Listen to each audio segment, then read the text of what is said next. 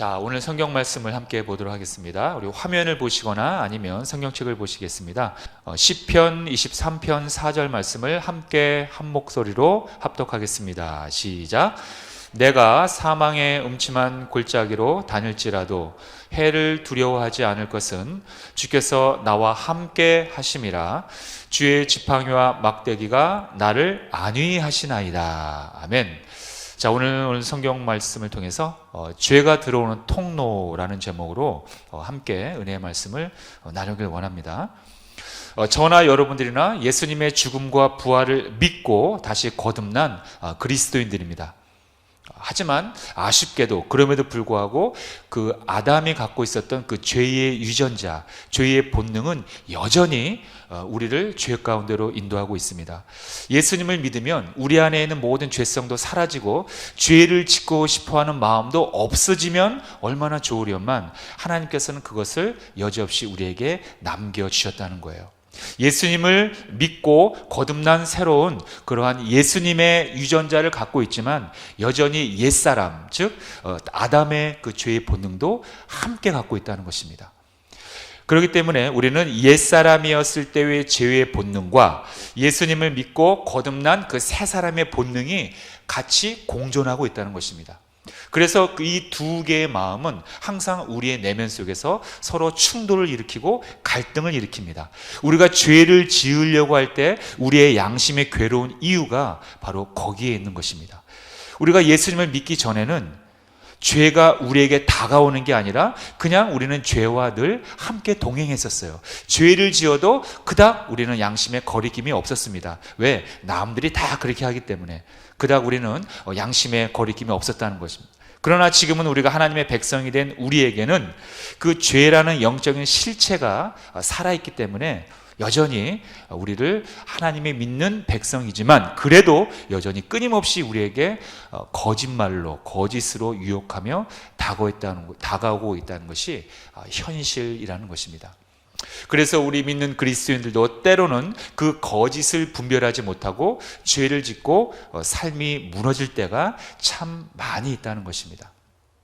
사도 바울은 이렇게 말하고 있습니다. 고린도전서 11장 14절을 통해서 이것은 이상한 일이 아니라 사탄도 자기를 광명의 천사로 가장하나니. 여러분, 사탄이 즉 원수마귀가 원수마귀처럼 우리에게 다가온다는 게 아니라 어떻게 다가온다고요? 광명의 천사처럼 가장을 해서 가면을 쓰고 우리에게 찾아온다는 것입니다. 차라리 원수마귀가 사탄이 사탄처럼 우리에게 다가온다면 그 누구도 속지 않겠죠. 아, 사탄이구나. 저걸 따라가면 내가 멸망하는구나. 우리 집 망하는구나. 이렇게 다 알고 안 따라가겠지요. 그러나 사탄은 절대로 그렇게 나타나지 않습니다. 마치 광명의 빛나는 천사처럼 우리에게 나타난다는 것입니다. 즉 거짓말로 가면을 쓴 채 모든 사람을 속이고 있다는 것입니다.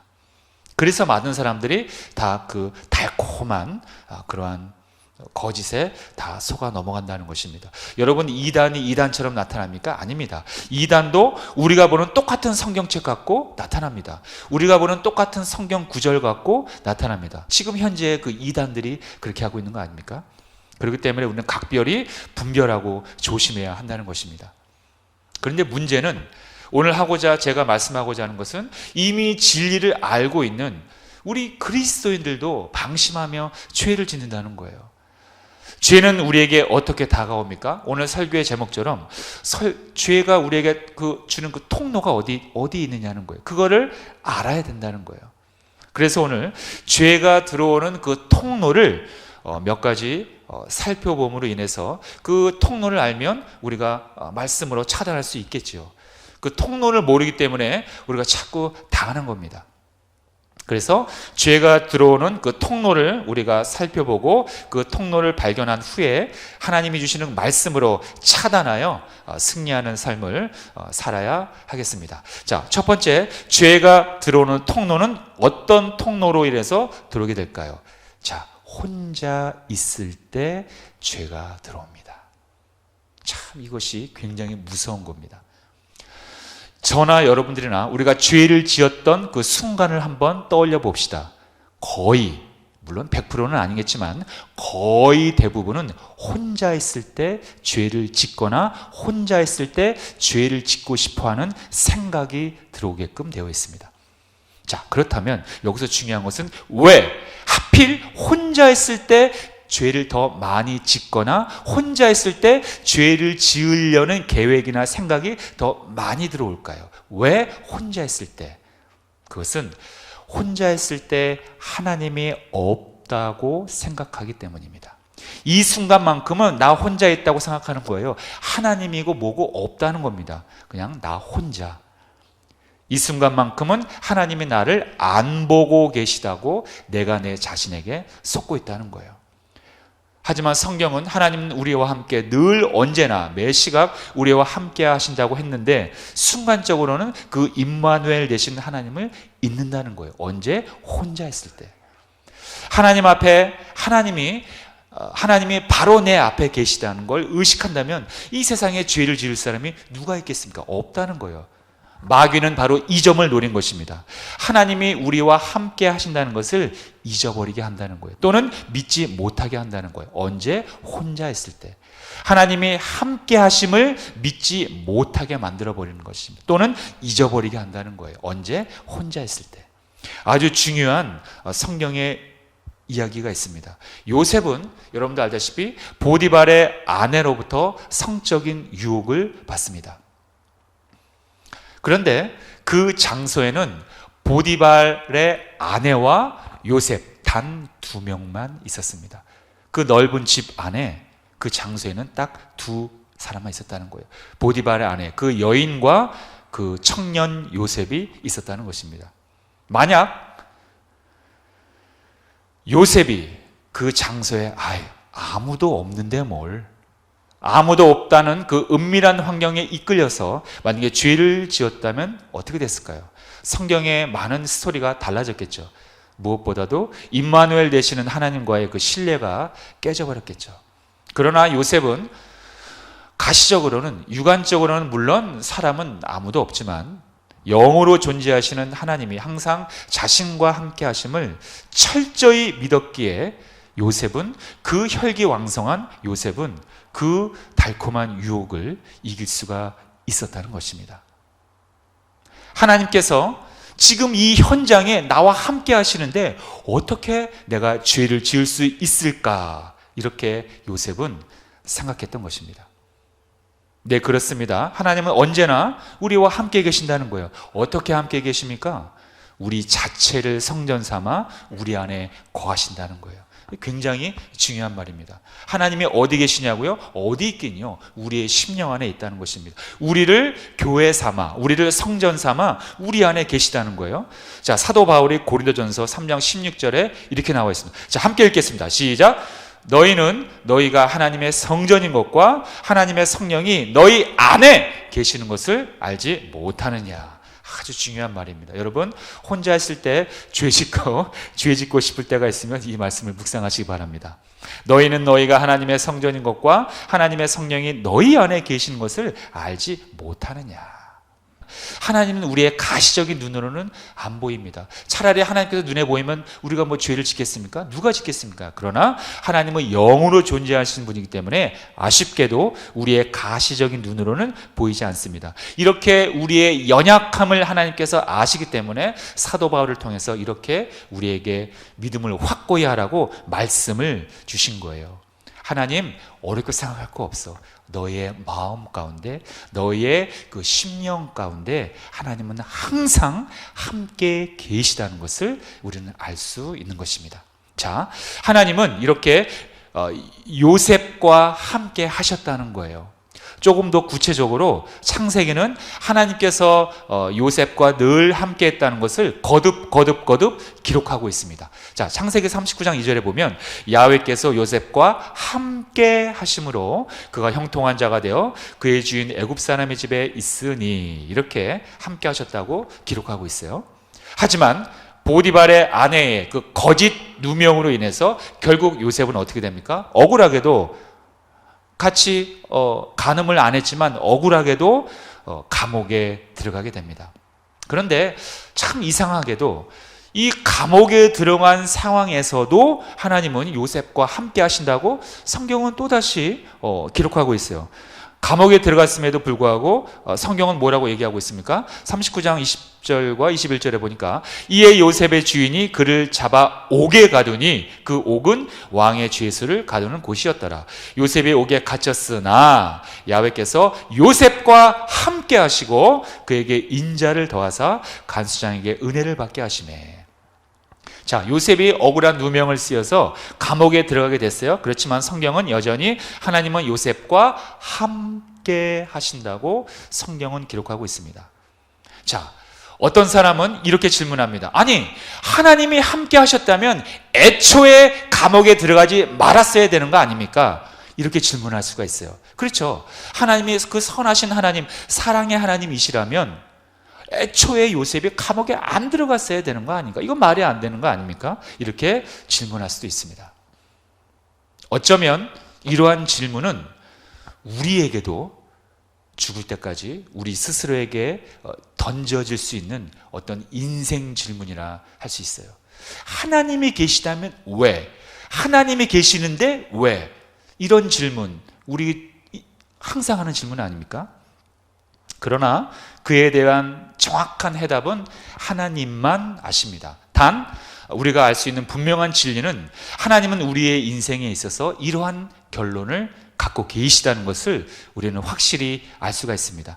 하나님께서 우리에게 때로는 이해할 수 없는 환난을 주신다는 거예요. 그러나 그것은 과정이고 목적, 뜻이 결론이 아니라는 것입니다. 그렇다면 하나님께서 우리를 향한 그 결론은 무엇이냐? 여러 가지가 나와 있지만 대표적인 몇 구절만 보면 예레미야 29장 11절에 보면 야훼의 말씀이니라 너희를 향한 나의 생각을 내가 아나니 평안이요 재앙이 아니다. 너희에게 무엇과 무엇을 주는 것이다? 미래와 희망을 주는 것이다. 자, 또 있습니다. 시편 136편 1절에 보면 야훼께 감사하라. 왜? 그는 선하시며 그 인자하심이 영원하기 때문에. 자, 스바냐 3장 10절에 보면 너희 하나님 야훼가 너희 가운데 계시니 그는 구원을 베푸실 전능자이시라. 그가 너로 말미암아 기쁨을 이기지 못하시며 너를 잠잠히 사랑하시며 너로 말미암아 즐거이 부르며 기뻐하시리라 하리라.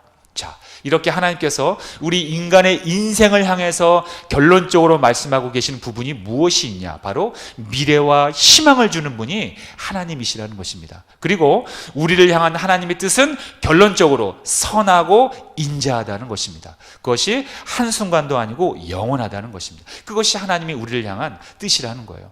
그리고 또한 스바냐 말씀을 보니까 우리 때문에 기쁨을 이기지 못한대요. 우리 때문에 너무 기뻐한다는 것입니다. 그래서 오늘 읽었던 다윗의 시편처럼 우리가 아무리 사망의 음침한 골짜기를 거닐지라도 우리가 두려워하지 않을 수 있는 그 이유는 바로 하나님의 동행, 하나님의 함께 하시기 때문이라는 것입니다. 아주 중요한 그러한 부분이라는 거예요. 그래서 오늘 본문 말씀이죠. 다시 보면 내가 사망의 음침한 골짜기로 다닐지라도 해를 두려워하지 않을 것은 주께서 나와 함께 하심이라. 주의 지팡이와 막대기가 나를 안위하시나이다. 하나님이 계시는데 왜? 라는 질문은 참 우리의 인생 질문입니다. 때로는 우리가 죽을 때까지 그 정답을 모르고 주님 앞에 갈 수도 있어요. 정말 정확한 그 이유는 하나님만 아시겠지요. 그러나 하나님께서 우리에게 연단을 시키시는 이유, 환난을 주는 이유는 바로 우리에게 미래와 희망을 주고 우리를 더 단단한 하나님의 믿음으로 사람으로 만들어 이 세상을 승리하며 살게끔 하기 위해서라는 것을 우리는 반드시 알아야 한다는 것입니다. 여러분, 결론적으로 우리가 혼자 있을 때 각별히 조심해야 한다는 거예요. 혼자 있을 때 참 우리가 많은 유혹이 온다는 것입니다. 그런데 왜 마귀가 혼자 있을 때 우리에게 이렇게 유혹을 주느냐? 혼자 있을 때 하나님께 집중하기 좋은 시간이기 때문입니다. 혼자 있을 때 하나님을 인격적으로 만나기 좋은 시간이기 때문입니다. 혼자 있을 때 하나님의 깊은 마음을 알 수 있는 좋은 타이밍이기 때문입니다. 마귀가 이걸 아는 거예요.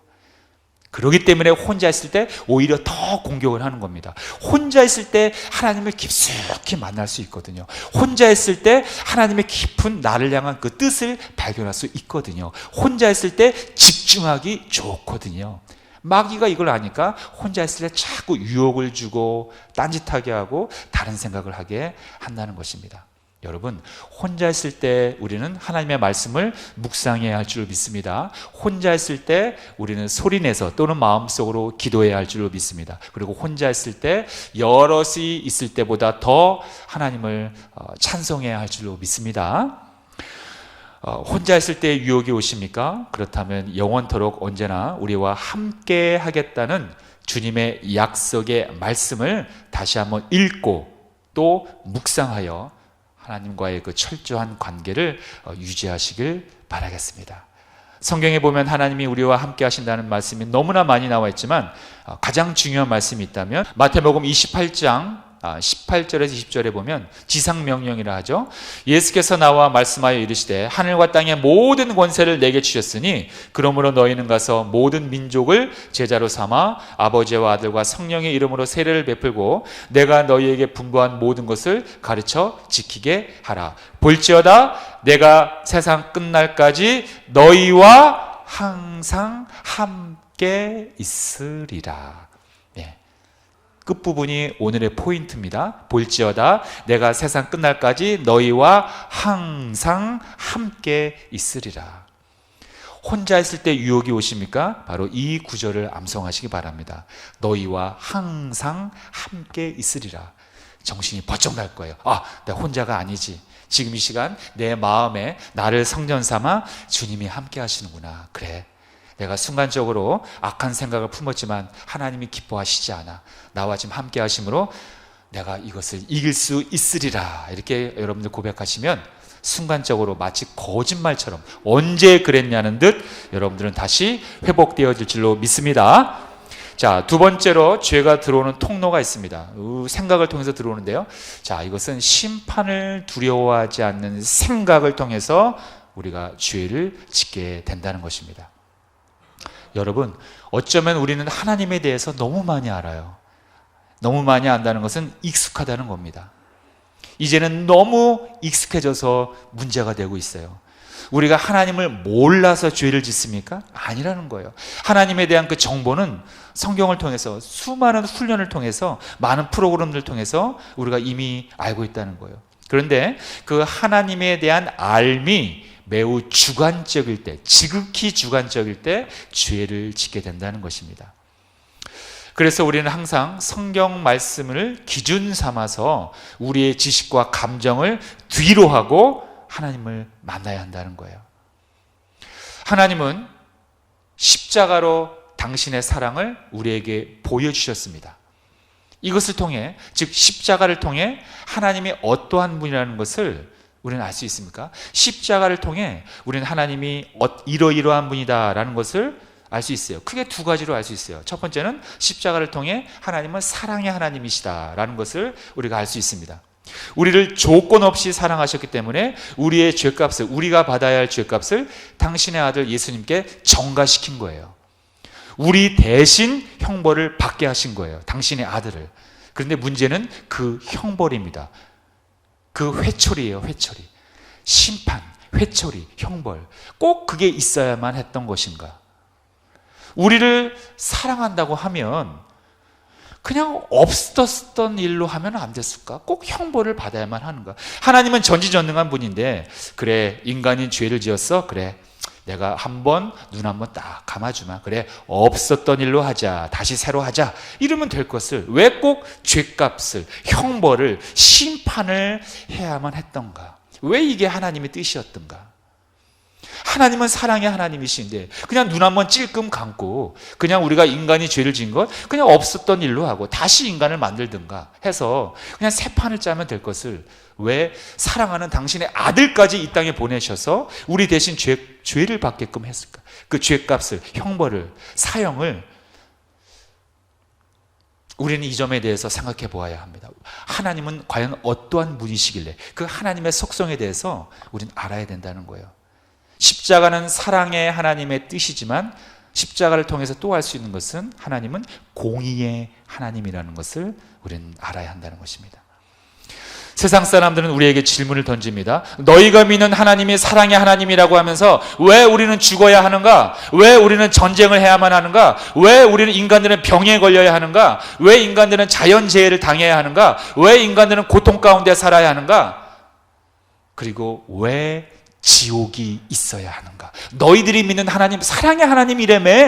근데 왜 지옥을 왜 만들었어? 하나님이 사랑의 하나님이시라면 지옥이 없어야 되는 거 아니야? 이렇게 질문을 던집니다. 여러분들도 세상 사람들한테 이런 질문 많이 받아봤을 거예요. 그러나 이러한 생각은 하나님의 진정한 속성을 알지 못한 채 인간의 죄성을 잊어버리고 있는 우리의 교만이 던지는 질문입니다. 하나님은 우리가 생각하는 그냥 할아버지가 손주의 잘못을 보고도 못 본 채 하면서 그냥 허허 웃는 그런 하나님이 아니라는 거예요. 하나님은 그 본질 자체가, 존재하는 그 자체가 거룩의이기 때문에 죄와는 절대로 섞일 수 없으며 죄를 그냥 지나치지 않는 분이라는 거예요. 죄가 발생했다면 죄에 대하여 반드시 해결하시는 분이 하나님이시라는 거예요. 그것이 하나님의 본질, 하나님의 속성이라는 것입니다. 그렇다면 우리가 왜 이런 고통 가운데 있는가? 왜긴요, 바로 우리가 지은 죄 때문에 우리가 지금 이렇게 고통을 당하고 있는 것입니다. 그리고 그 죄 문제를 해결하기 위해서 예수님이 이 땅에 오신 것이라는 거예요. 그리고 우리는 십자가와 그 부활을 통해서 우리의 죄의 문제가 해결됐다는 것을 믿어야 한다는 것입니다. 하나님은 사랑의 하나님이시지만 그와 함께 죄와 불의를 해결하시는 공의의 하나님이시라는 것을 반드시 우리는 알아야 한다는 것입니다. 하나님께서는 그 공의를 이루기 위해서 바로 심판을 사용하신다는 거예요. 그래서 하나님은 죄를 지은 자들을 이 지옥이라는 곳에서 모두 심판하신다는 것입니다. 우리는 너무 하나님을 한쪽으로만 치우쳐서 믿고 있습니까? 그러나 성경은 절대로 그런 이야기 없습니다. 성경은 사랑의 하나님과 함께 심판의 하나님을 늘 기록하고 있습니다. 자, 시편 9편 7절과 8절을 보니까 이렇게 나와 있어요. 야훼께서 영원히 앉으시며 심판을 위하여 보좌를 준비하셨도다. 공의의 세계로 심판하시며 정직으로 만민에게 판결을 내리시리로다.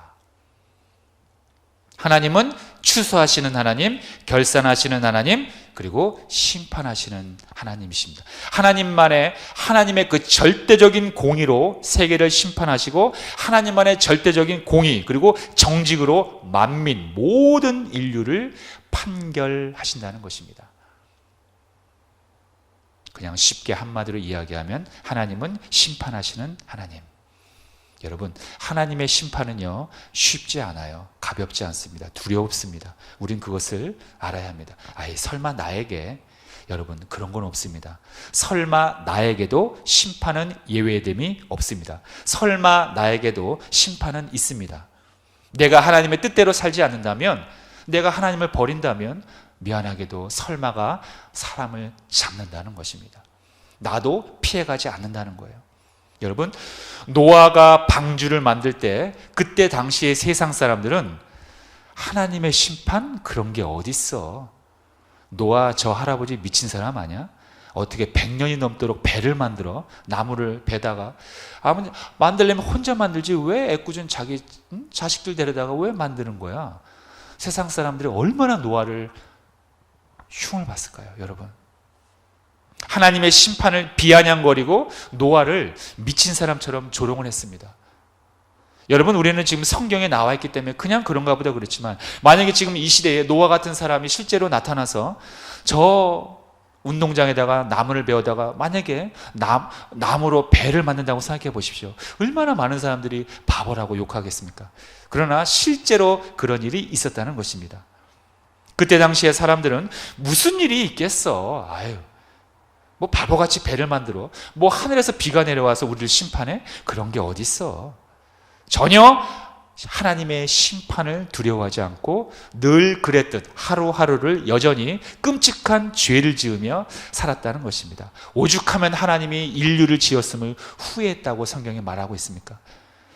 인간이 저지를 수 있는 모든 악행과 죄를 아주 최고조의 그 임계점을 넘어서 아주 인간이 할 수 있는 그 아주 더럽고 잔인한 모든 죄악들을 그때 당시에 노아 시대에 저지르고 있었다는 것입니다. 여러분, 지금 이 시대는 노아의 시대와 뭐 별반 다르다고 생각하십니까? 아닙니다. 우리는 하나님의 심판이 있음을 정확히 알고 있어야 합니다. 그리고 하나님의 심판을 두려워하는 게 정상이에요. 우린 두려워하고 있어야 합니다. 이 세상 사람들은 여전히 하나님을 잊은 채 마음과 또는 행동으로 죄를 지으며 하나도 부끄러움 없이 살아가고 있습니다. 하나님은 사랑이시기 때문에 심판 같은 건 없어요, 이렇게 생각한다는 거예요. 만약에 그렇게 여러분들도 생각하셨다면 여러분들도 이미 죄의 그 덫에, 마귀의 거짓에 걸려든 것입니다. 하나님의 심판을 두려워하지 않을 때 인간은 100% 죄를 짓게끔 되어 있습니다. 죄가 들어오는 통로, 하나님의 심판을 무시할 때 또는 잊어버릴 때, 아니면 가볍게 여길 때, 쉽게 여길 때, 하나님의 심판을 아주 쉽게 여기거나 간과하거나 없다고 생각하거나 아니면 아예 믿지 않을 때, 이때 인간은 100% 죄를 짓게끔 되어 있습니다. 그것을 명분 삼아 죄를 더 짓는다는 거예요. 그러나 성경은 우리에게 하나님을 두려워하라고 말씀하고 있습니다. 아니, 목사님, 그런 말씀도 성경에 있나요? 하나님은 사랑의 하나님인데 어떻게 우리가 하나님을 두려워합니까? 그거 나쁜 거 아니에요? 아닙니다. 그것은 거룩한 것입니다. 그것도 예수님이 직접 말씀하셨습니다. 마태복음 10장 28절에 보면, 자, 우리 중요한 내용이니까 함께 읽겠습니다. 시작. 몸은 죽여도 영혼은 능히 죽이지 못하는 자들을 두려워하지 말고 오직 몸과 영혼을 능히 지옥에 멸하실 수 있는 이를 두려워하라. 예, 간단히 이야기하면 심판하시는 하나님을 두려워하라, 이겁니다. 우리의 몸과 영혼을 심판하시는 하나님을 두려워하라는 말씀입니다. 여러분, 성경에 보면은 그 경외라는 말이 참 많이 나오죠. 그죠? 하나님을 경외하라라는 말이 참 나오는데, 이 경외라는 말이 좀 이렇게 쉬운 말은 아니에요. 약간 좀 어려운 말이긴 한데, 쉽게 여러분들 설명을 드리면, 이 경외라는 말은 두려움을 말하는 거예요. 하나님을 경외하라, 이 말은요, 쉽게 얘기하면 하나님을 두려워하라 라는 말입니다. 자, 그렇다면 두려워해?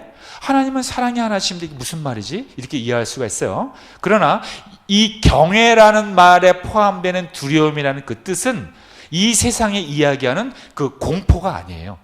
그건 아니고 존경하는 마음에서 나오는 거룩한 두려움을 말하는 것입니다. 왜냐하면 하나님이 이 세상의 주인이심을 내가 확실히 믿는다면 당연히 하나님을 두려워하는 마음이 생기는 게 인지상정이라는 거예요. 하나님의 그 절대 주권, 하나님이 이 세상의 주인이심을 내가 믿는다면 하나님을 두려워할 수밖에 없다. 즉 하나님의 말씀에 순종할 수밖에 없는 것입니다. 그러므로 진정으로 하나님을 경외하는 사람은 하나님을 거룩한 마음으로 두려워하는 마음이 자연스럽게 생긴다는 거예요. 그것은 이 세상에서 말하는 공포와는 다른 것입니다. 그래서 하나님을 진정으로 경외하는 사람은 자신의 지혜로 아무리 멋진 계획을 세워도 그 일의 성사는 역사의 주인이신 하나님께 달려있다고 고백하는 것입니다. 사람의 지혜와 명철을 의지하기보다는 인류의 역사와 삶을 다스리시는 하나님께 지혜를 구하고 하나님을 의뢰한다는 것입니다. 하나님을 경외하는 사람은 하나님을 인정하기에 하나님과 사람 앞에서 늘 자신을 낮추고 겸손하게 되는 것입니다. 만약 여러분들이 지금 하나님에 대한 경외감이 사라지셨습니까? 그것은 바로 죄가 들어오는 통로 앞에 서 있는 것입니다. 각별히 주의하셔야 합니다. 세상이 아무리 하나님을 가볍게 여긴다 해도 그 사상과 문화에 절대로 빠져서는 아주 위험합니다. 그렇게 된다면 하나님으로부터 보호를 받을 수가 없다는 거예요. 그러나 하나님은 자신을 경외하는 자들을 보호하시고 우리를 긍휼히 여기신다고 성경은 말씀하고 있습니다. 자, 시편 말씀을 함께 읽겠습니다. 시작. 아버지가 자식을 긍휼히 여김같이 야훼께서는 자기를 경외하는 자를 긍휼히 여기시나니. 하나님은 당신을 경외하는 자를 불쌍히 여기신다는 것입니다. 즉 하나님으로부터 보호하심을, 긍휼히 여김을 우리가 받으려면 우리는 하나님을 경외해야 한다는 것입니다.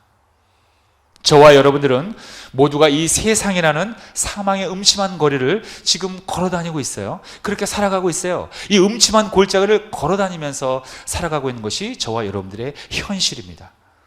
이 가운데 과연 우리가 믿는 그리스도인들이 죄의 통로에 빠져들어가서 사느냐, 아니면 하나님을 경외함으로 그 통로 가운데서 벗어나서 사느냐, 깨어서 사느냐, 여러분들의 신중한 신앙적 결단과 선택에 달려 있습니다.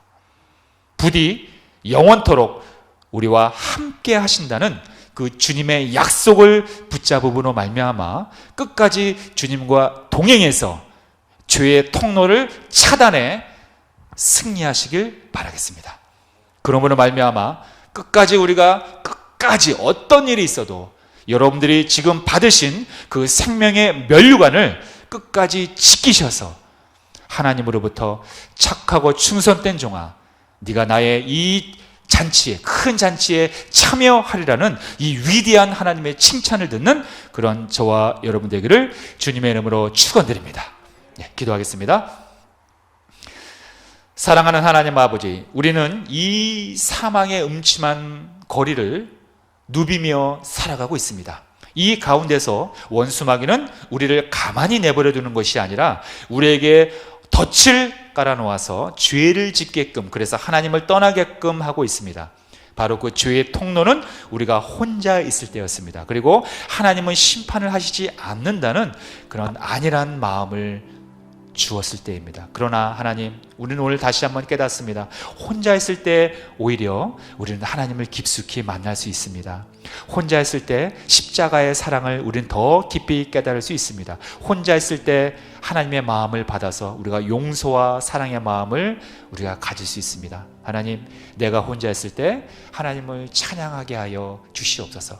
그리고 하나님은 십자가를 통해서 우리를 사랑하신다 약속하셨지만 또한 하나님은 심판의 하나님이심을 알고 있습니다. 그 심판은 우리에게 공포를 주기 위한 심판이 아니요, 바로 우리를 왜곡된 길에서 올바른 길로 가기 위한 하나님의 연단입니다. 하나님, 우리가 그 심판에서 해방되어 십자가의 길로 걸어가게 하여 주시옵소서. 그러므로 얼마 남지 않은 주님 오실 그날에 우리가 지금 갖고 있는 이 생명의 면류관을 끝까지 갖고 하나님과 함께 영원토록 그 천국의 한복판에서 우리의 사랑하는 자녀들과 함께 하나님을 영원토록 찬양하는 우리 모두가 되게 하여 주시옵소서. 감사드리며 예수님의 이름으로 기도하옵나이다. 아멘. 자, 우리가 이 시간